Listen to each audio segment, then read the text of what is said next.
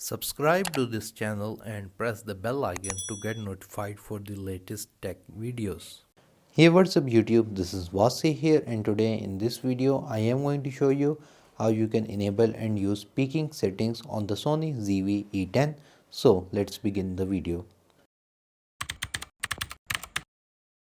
If you don't know what is focus peaking or peaking settings, basically it's a feature of the Sony camera that is quite useful when you are in manual focus, as it highlights the object that is in focus using different colors.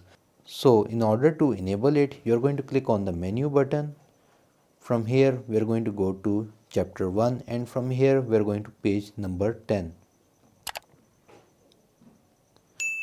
At the very bottom you see it says peaking settings, so we're going to select it, and peaking display we're going to enable it. You can set the level or intensity of the peaking settings. I am going to set it to mild, and the color whichever you want. For me red is the best one, and after that we can just simply go back, and that's it.